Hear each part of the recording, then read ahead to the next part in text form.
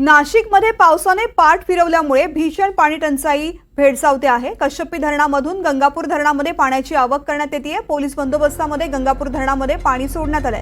स्थानिक शेतकरी गावकऱ्यांनी पाणी सोडण्यास विरोध केला।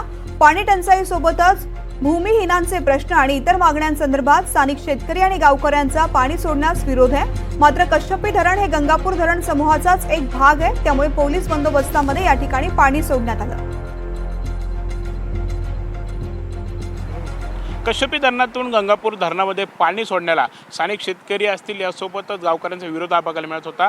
मात्र अखेर आपण बघत आहोत जलसंपदा विभागासोबत या शेतकऱ्यांची गावकऱ्यांची बैठक ही पार पडली। त्यानंतर त्यांना काही त्यांच्या मागण्यांसंदर्भात आश्वासन देण्यात आलं आणि आता पोलीस बंदोबस्तामध्ये हे पाणी जे आहे ते सोडलं जात आहे। आपण आता समोर बघत आहोत कश्यपी धरणातून हे पाणी जे आहे ते सोडलं गेलेलं आहे।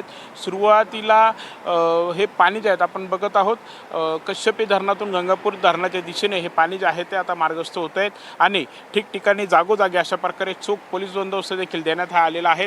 तालुका पोलीस स्टेशनचे सर्व हे कर्मचारी आहेत आणि कुठेही कायदा सुव्यवस्थेचा प्रश्न निर्माण होऊ नयेत, कोणीही याला विरोध करू नये यासाठी आपण बघत आहोत बंदोबस्त जो आहे तो देण्यात आलेला आहे। यासोबतच गावकऱ्यांना तशा सूचना देखील देण्यात आलेल्या आहेत। कोणी जर विरोध केला तर कारवाई करण्यात येईल असं देखील इशारा जो आहे तो पोलिसांकडून देण्यात आलेला आहे।